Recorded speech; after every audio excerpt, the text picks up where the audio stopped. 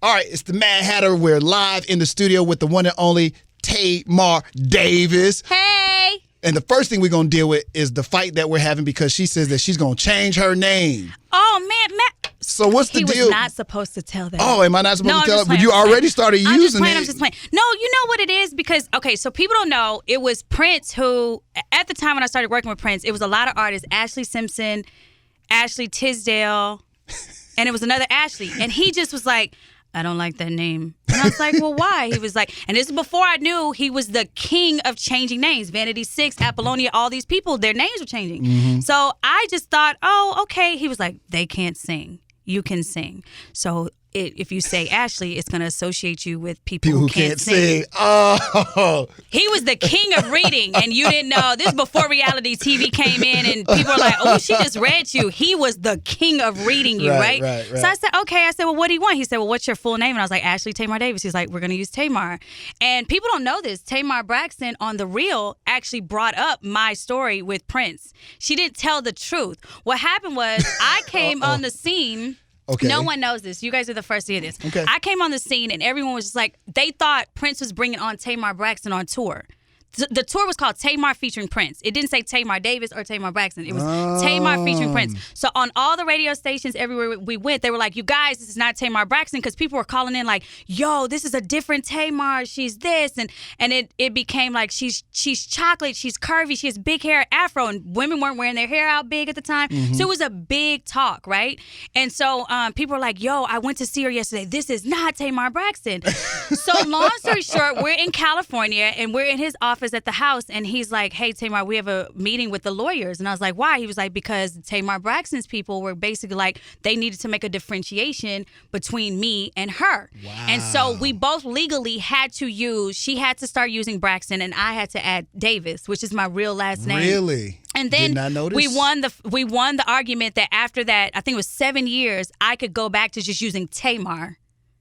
But what was so crazy was I was always a Tamar Braxton fan. Like, I have her Love and War album on repeat, right? I love Tamar Braxton, I too. love her. I do. But at the end of the day, when she was talking about me on The Real and making it seem like it was Did something she say something with me. negative? It wasn't negative, but she was alluding to, like, I will always be the original Tamar. But people don't know, like, I never wanted to be compared or not compared to her. Right. And it was crazy. She didn't have music out at the time. Yeah. So it was really just kind of like, it was like an open window for me to be Tamar or Tamar Davis, either way. And so long story short, I think it eventually got under a lot of people's skin like, yo, this ain't Tamar Braxton. This is somebody new. And y'all need to go check her out. You never met? No, and it's crazy. Really? With Tyler Perry, he works with a lot of the cats from Atlanta. Ronnie Garrett, I love Ronnie Garrett, Elvin Ross, and they all work with Tamar Braxton during that time, like during 2008, 2009, 2010. So we were always missing each other because he created a recording studio called The Basement in Atlanta. And when the reality show came on, they were always at The Basement. And I was like, I wonder if I'll ever run into her. But I've never met her or Toni Braxton. Those are some people I've never had across. You and Tamar would get along. I think we would get along amazing. But her Love and War album is just like, she's very. So special shout out to Tamar Braxton if somehow this gets to Tamar Braxton. I love you, girl. So we can both be Tamar squared. We can be Tamar squared. How about that? I love you too. And if you and that man don't work out, because I know there was something going on there. Okay, how did he think I had a man? Does it show? I did go through a divorce in 2018. Oh no, I'm not here to talk about that. I don't want you to talk about something you don't want to talk about that.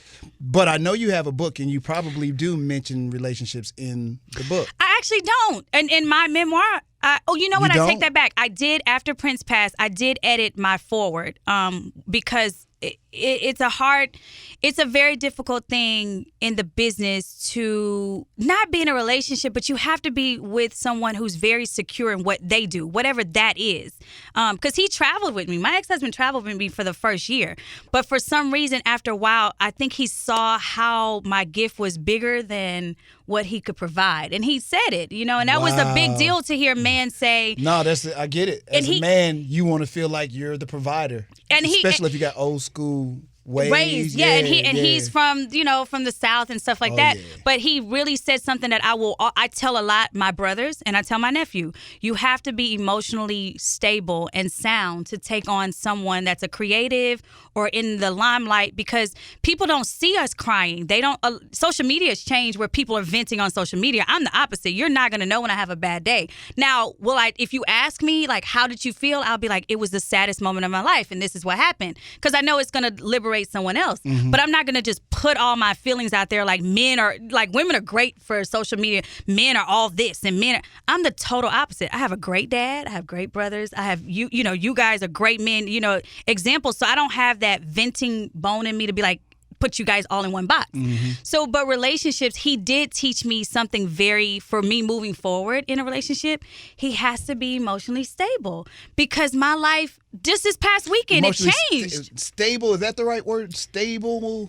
Yeah, you have to be emotionally sound. Or have a certain amount of strength to deal with a woman who's able, because I think, if you were raised kind of like old school, you believe that it's your job to provide for your woman, not for your woman to be able to out-provide for you. But if you get somebody in the limelight like you, that's going to be something that they have to deal with. I think dealing with women of an industry like this, music industry, is just different.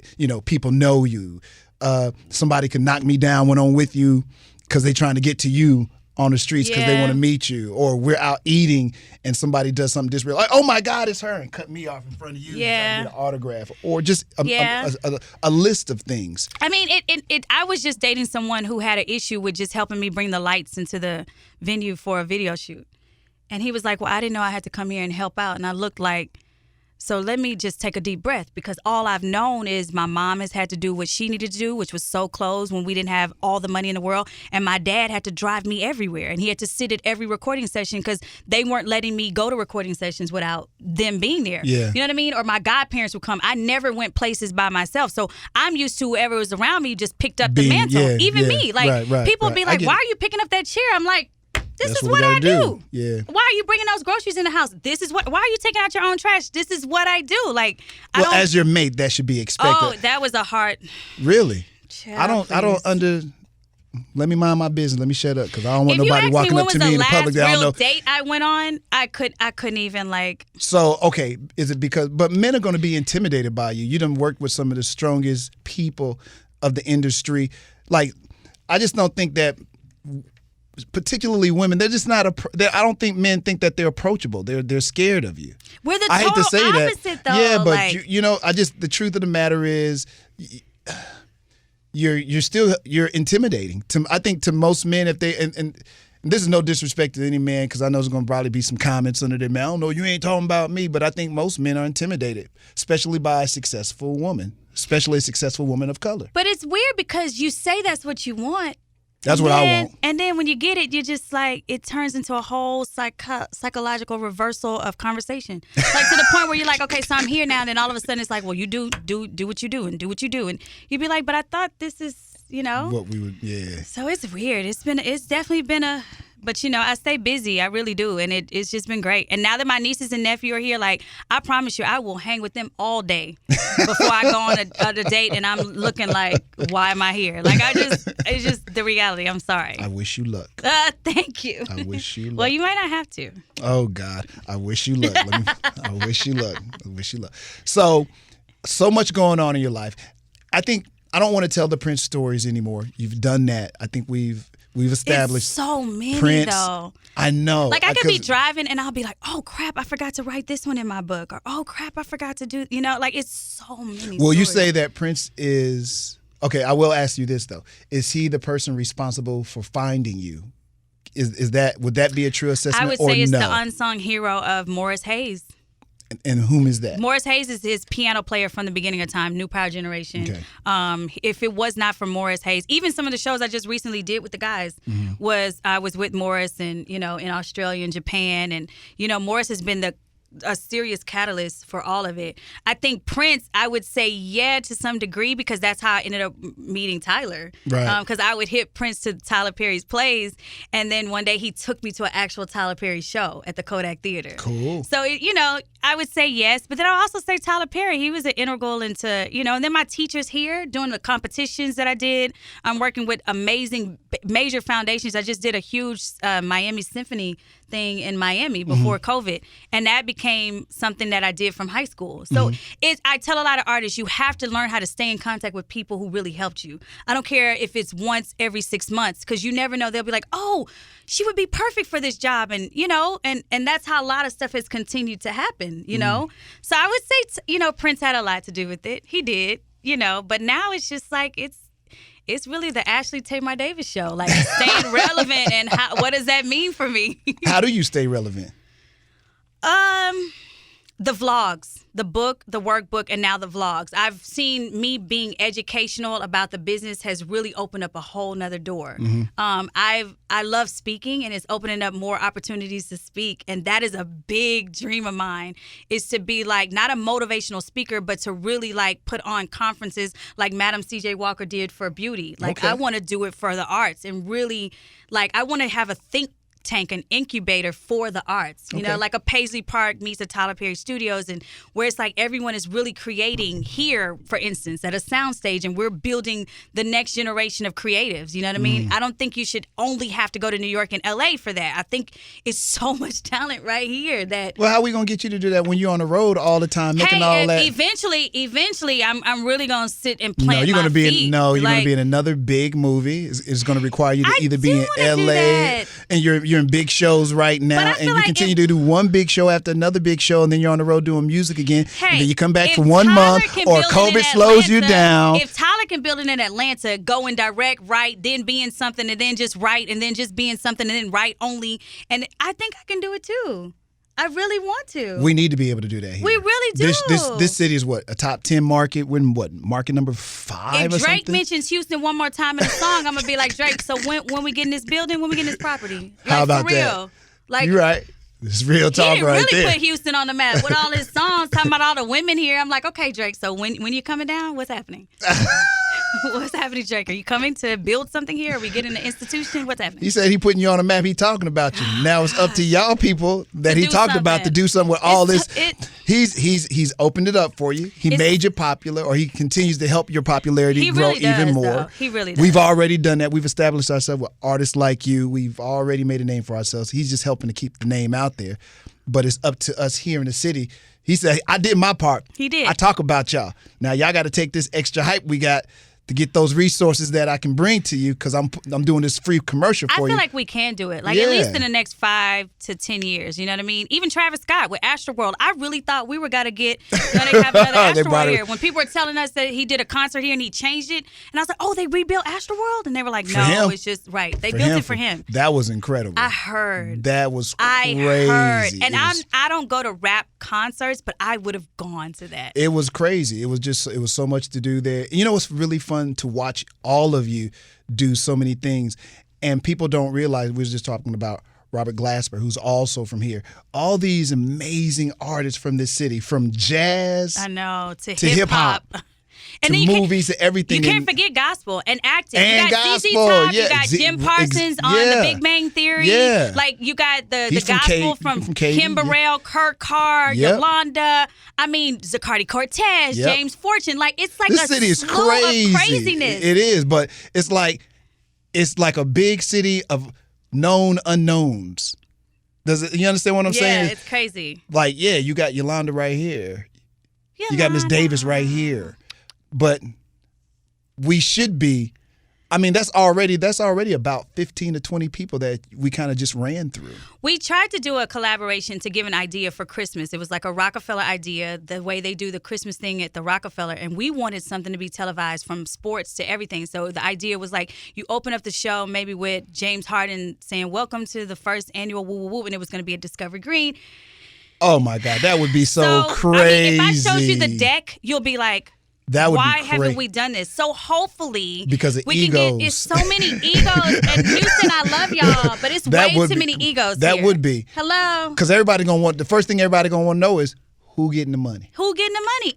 And we had a I whole would be asking the same question. Though. Don't get me wrong. Like, okay, this sounds good, but how much I get? No, let me just say, we had a major producer from a major TV show said, if you guys can get the first one off the ground, we will air it on this station. That's how big it was going to be. And we had an idea, like, we were going to have this culinary arts thing, so chefs from different cultures would be out there. And it would be like these different stations. Because we know Christmas is a thing and Hanukkah is a thing. And, everyone celebrates holidays differently. Yeah. But we were going to make it a holiday theme. Wow. But how the city is so culturally diverse, we wanted everyone to get an experience of it all in this one thing. But this major concert that would be televised and give Rockefeller their whole competition for the You know what Christmas you would holiday. need to do to really bring all that in? Unfortunately, you would need some producer outside of this city. I know.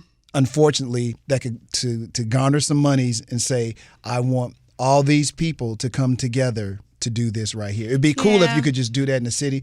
Like, I would try.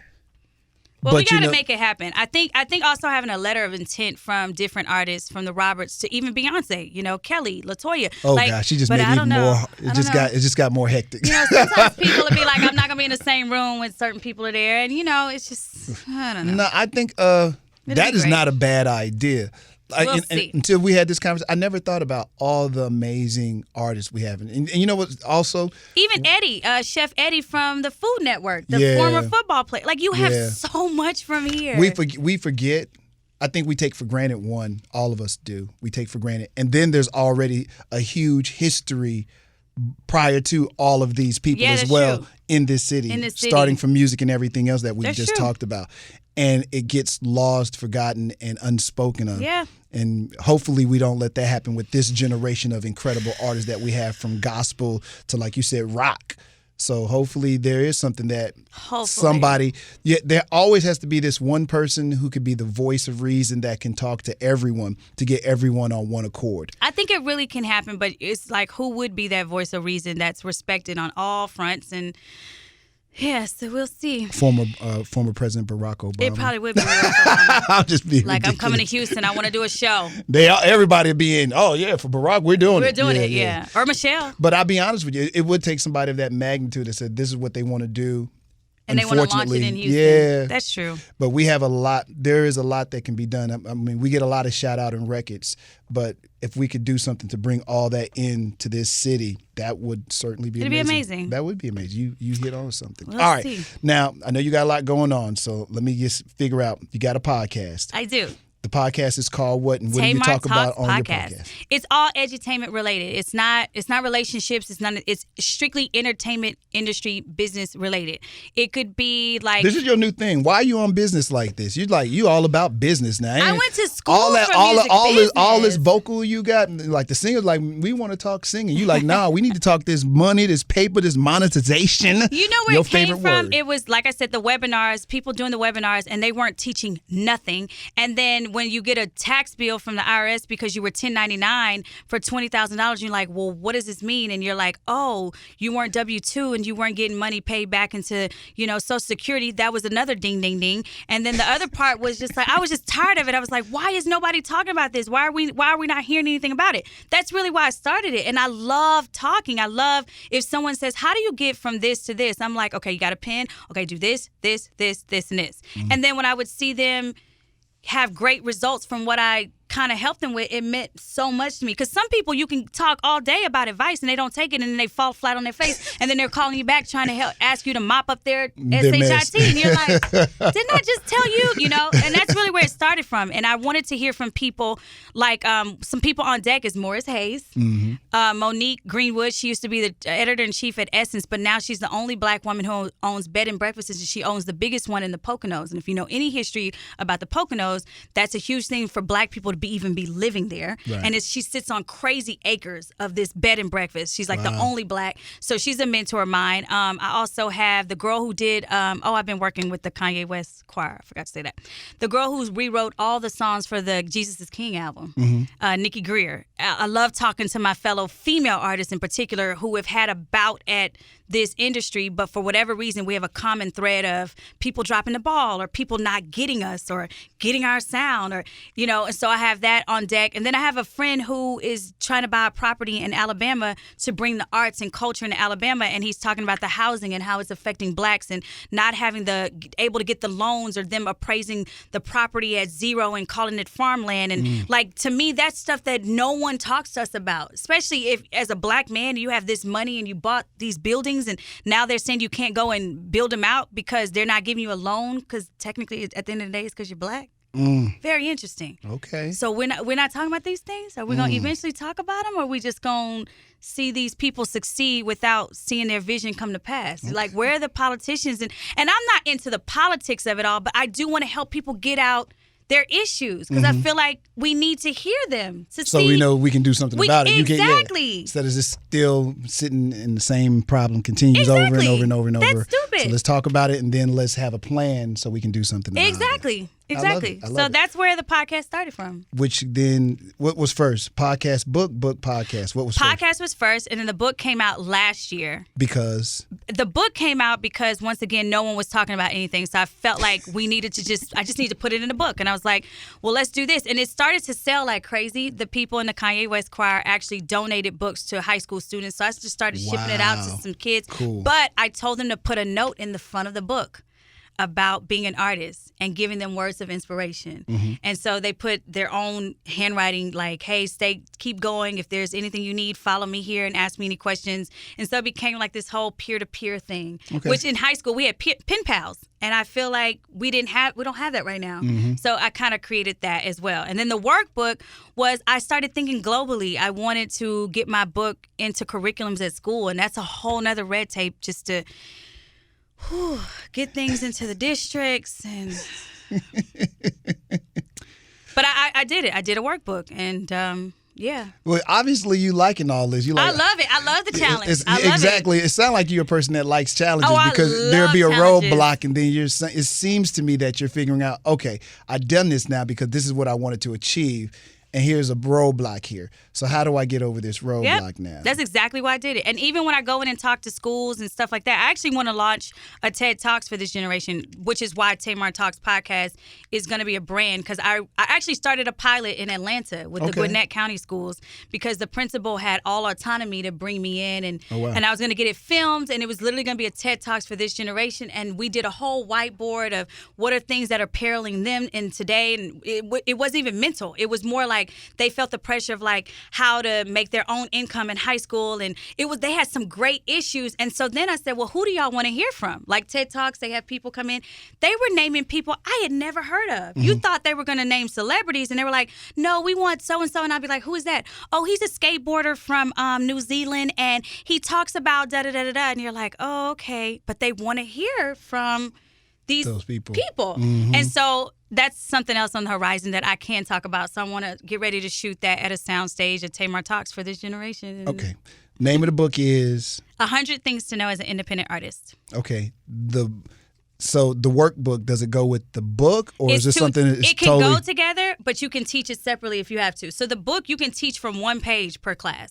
And then the workbook you can teach from one page per Is it same name? semester. So it's called the Siren Arts Academy, the workbook. Okay. But I'm not launching that until September. Gotcha. And you can buy that strictly from my website and download it. And you can do it on your computer. What's the website? TamarDavis.com. Okay. So the book is on there too? The book is on there too. So we can download, we can get the book. Can I order the hardback book or is the book is hardback. It's only hardback. It's not digital. Oh, so you got to send me that record. I have to send you that. The book. I said record. Yeah. Oh, what about your music? Can they go there and get your music too? I Am the Storm through my website. Imagination is strictly through like Spotify and all that stuff. You can just download it. And the first record, My Name is Tamar, is completely sold out. I'm not going to make any more tangible copies of that one. Okay, I'm gonna go back and we're gonna run through everything real quick. So, you were in Girls Time. Girls Time. Of course, Beyonce. We don't know if we'll ever get a Girls Time reunion. Okay. I personally think we should have one, and we should hit them with a good out of the left field kind of thing. But we'll see. You know. Time will tell. Just in case people don't know your history, because some people don't know. I always assume that everyone doesn't know, so this could be their first time being introduced to Miss Tamar Davis. Also worked extensively with Prince. Is that a fair assessment? extensively, to the point where when I started working with Tyler, my first show with Tyler was The Marriage Counselor. He surprised me in Detroit. So what happened was I was backstage. We always pray as a cast. And this is the first show Tyler was never in. All the stage plays before this, Tyler was in them. So The Marriage Counselor, he had took a 5-year hiatus, and his first show back into the theater world was The Marriage Counselor. And I played The Marriage Counselor. And so we were in Detroit. I don't know how Prince knew, but I think he was just whatever. He always knows everything, just like Tyler. They always know. I promise you, they always know everything. And so I remember we were praying, and then all of a sudden the back door opens, and Raul, his security guard, walks in, and I was like, "What are you doing here?" He's like, "Prince is here," and I was like, "You're lying." And he came to see me as the marriage counselor. And then he didn't say hi or nothing. He left. They got back on the plane. The next play I was in, he Prince flew is so in. gangster, right? Just gangster. So the next play I was in, he came and flew to L.A. and he surprised me again. But this time after the show, he calls me and he says, "Hey, do you want to invite the cast over to the house tonight?" Mind you, the next day we had 2 shows. And I already knew this meant we're going to be there till the sun come up. But yeah, you ain't turning this down. I sent the whole cast a text message. I said, "Y'all got to be ready at midnight. You have to follow me. You have to have your ID, da-da-da-da." And we went and we partied till 6 a.m. And Tyler flew in that Saturday. And I thought the cast was like tired and whatever. And he flies in, he looks at me and he was like, "That is probably the sweetest thing I've ever heard that you did for the cast." Oh, okay. So he was not mad. So he wasn't mad. But the whole time I was looking at the cast like, y'all better be on y'all P's and Q's because it's going to come on me if you miss an exit. And it was a great time. His passing, it had what effect on your life, Prince, that is?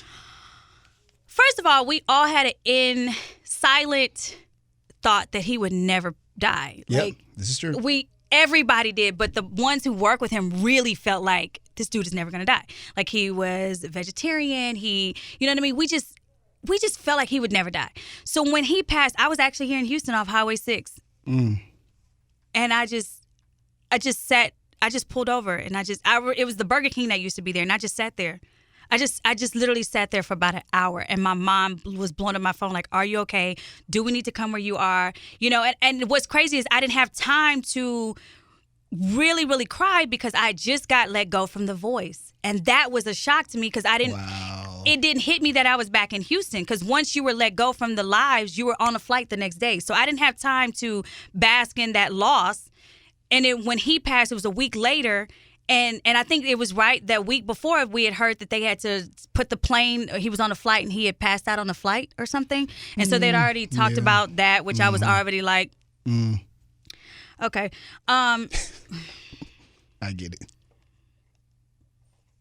And so I'd already was uneasy about that, and I tried to reach him at Paisley that week, and no one was answering the phone because he always picked up the phone. People didn't know that. If you called up to Paisley Park, it was him that answered the phone. Like, he played a lot of jokes on people, but it was always him. Wow. And so he didn't pick up the phone. I thought that was a little eerie, but I didn't think anything of it. And the night before, I had a dream that I was talking to him. And right before I started working with him, I had a dream that I met a short, light, fair-skinned man, and that we exchanged numbers. No lie. So when I had this dream about him that week, I didn't think anything of it. I was just like, well, sometimes I could feel his presence because I could walk into like a grocery store and they would be playing a Prince song. And what was so weird, while working with him, I never heard Prince music anywhere. It was almost like he didn't license his music to be on PlayStations. It was weird. Like, I never heard his music. But for some reason, as it got closer to all this craziness, and I have my... You good? I all of a sudden heard him everywhere. And it was eerie. In Target. And I was like, what? Why am I hearing his music? So long story short, when he passed, it was weird. And then, of course, CNN's calling you, People Magazine is calling you, and you're like, I'm literally declining everything. I'm like, yeah, I I'm don't trying to remember. talk. I don't remember seeing you really speaking on I did not nationally. talk. I did not talk. The only time I talked was Kevin Frazier, because he was always at the shows and he was with E.T. and I knew Kevin wouldn't exploit the story and stuff like that. And that was the first time I talked. But then I got thrust into, going to the memorial, and it just... Even walking in and just seeing his photos up, it was just like, that's when I think I just broke down. Because usually whenever I would go somewhere, he would pop up. He would come out of nowhere and be like, hey. He would be like, hey, over my shoulder. And at that point, I just was like, and my dream, I was only able to share with one person. And I refused to share what I saw. And it's just, it's nothing like... you see all these celebrities just like whatever happens to them, you're just like, huh? And I think it hurts me more when it's more with our culture, and you're just like, this guy was protected at all costs, you know? He was, yeah. So, move on, because this is hard. Let's talk about something else. You okay? Yeah, it just reminds me of the business, and you know, it doesn't make you scared. You just kind of get to the point where like people don't understand. It's really, I remember my first question with him was like, he asked me blatantly, who do you trust? And I was like, my mom, my dad. And he literally said, I don't trust anyone. And I think looking back at it, being an artist, and no matter how much you want to work with certain people and people you think have your back, and they do, but sometimes people, my heart goes out to artists who get shelved and get signed and nothing happens with them. And sometimes I feel like it's a part of the agenda because people don't, I don't know. And when you think about all that he did for music, and even now it's hard to not write stuff and be like, see, this is what this mother sucker told y'all, but y'all don't want to listen, you know? He was ahead of his time. Yeah, he was ahead of his time on so many fronts, understanding this digital realm. This, you know, you always speak on all the stuff that's happening now. He told you about it prior to all of it happening. He just had a lot of insight. He had foresight, I guess is what it's called, where you could see down the road of what's coming. So that's just interesting that he was able to see everything that's happening now, and knowing that ownership is now a huge part of what a lot of these young artists, especially these rappers, are going for, because you don't need labels the way that you used to need labels. So it's interesting to see that dynamic just take shape. And it sucks because he really was the grandfather of looking out for all of us, you know. Even in my book I talk about there'd be times that he would have like a gathering at the house or an after party, and I'll never forget, it was me, it was Jermaine Dupri, India Arie, and Mariah Carey. And we were in his office. And he was a genius at making sure your phone stayed outside the room, and we just candidly talked. That's how much he looked out for artists. He didn't care what color you were. And you could see them leave out of there, some of them being empty, like, that's him. And they would say, Prince, you're Prince. He'd be like, but you're you. He told me that all the time, but you're Tamar. And you didn't, in the moment, you're like, but you're Prince with a mansion and a this. And he's like, but you're Tamar. Right. And now I'm like walking in that confidence, like even things that I'm working on, like I'm like, oh crap. And you see how people adapt to me being Tamar. It's like, you're the CEO of a company and you're saying okay, and I'm like, oh, okay. It really is really eerie. So what should I know you for now? Because I used to always think when I thought you as really a singer, but now, like you said, business empire, and it's scary because you hear people TV. say that all the time. What's like, the TV show that you're? What's the name of the TV show, right quick, that you're Bruh, playing? BRUH, like what up, bruh? You know, bruh. So how should we refer to you as singer, actress, author? I don't know. I need to find speaker, a title. I need to find a title that I create. I don't know, because I literally could not. If I showed you the things that I'm working on, you'd be like, when do you have time to do that? And that was going to be my final question, because you do seem to have a lot on your plate. Like, I know as soon as you leave here, you're probably on a flight somewhere. Oh, no. When I leave here, I'm going home. I may go to Perry's later on. How you doing? I know you really have a lot of stuff on your plate. That's the truth. But now how are you surviving during COVID? Because a lot of your peers COVID are was not. Everything. COVID was everything for me. I flew home. I was my sister-in-law passed, God rest her soul, in February. Me and my mom started a teen summit called a College Career Empowerment Summit that just broke wings. We partnered with Nike, and the fourth one was my mom's calling me now. The fourth one was we didn't get a chance to do it because of COVID. But that's another big deal. Like, that was what I was doing all last year and up till this time, like getting the vendors. We partnered with Nike and Halliburton. We had the vice president of Nike Jordan, the guy who signed Michael Jordan to Nike, 1 year. Like, that's a big deal for me. I love, like, knowing I can get on the phone and do this, and then, okay, I got to hang up this, and then I love doing that. Like, when I'm idle, I'm just like, oh, this is depressing. And then all of a sudden, but I manage my time really well now. Like, I make it a point to meditate and pray in the morning. And then I really make it a point, because I live on the hill in LA that I get out and I go work out. I don't care if it's 15 minutes. I make it a point to leave my phone on vibrate in my little fanny pack and and work out. And then after that, I really make a to-do list and I make sure that I check it off. Whereas before, I wasn't checking it off. So you haven't slowed, you didn't, COVID did not slow you down at all? COVID actually got me more busy. Really? Well, I take that back. When it first hit, I was able to be a full-time momty, a mom and an aunt to my nieces and nephews because they came down from Kansas. Full-time, like making breakfast, making lunch, watching them sing, watching them dance. I was a full-time, and I was full throttle with that for about 3 months. Then after that, my phone just started blowing up like, hey, can you do this? We need you to submit to this. We need you to do this. We need you to call this person. And that's when it started to pick up. Maybe like around July. Okay. It picked back up for me. So there was no slowdown for you? No, it was no slowdown. And you enjoyed it because a lot of people were like, oh, I was hurting and it was I was the total opposite. I flew here and just enjoyed my mom and dad and my brothers, and it was everything. Like, you couldn't tell me nothing. I was getting all kind of sleep.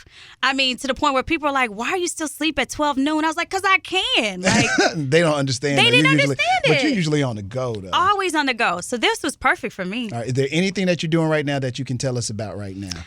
Outside of really promoting the book, the workbook, getting ready to shoot visuals for the song I did with Mono Neon, hopefully Paul Wall sometime in the winter when everybody feels safe to shoot and film that. And then I am working on a big behind-the-scenes situation with a major studio. So that means there's nothing that you can tell us about right now. No, I can't tell you guys right now. All right. Well, I appreciate your time. Thanks for having me. When you come back to the city. You know I'm coming back. All right. So I'm coming back. I might have like a Rockets hat on, an Astros jersey, Dynamo socks. I'm going to come in here repping. Okay. Too much repping, but that's... I'm going to come in here repping. And I hope when you return, you're still using the name Tamar Davis. I know that you want to change it. I'm just saying that. I've said my piece, and I'll say thank you so much. You're welcome, Madd Hatta.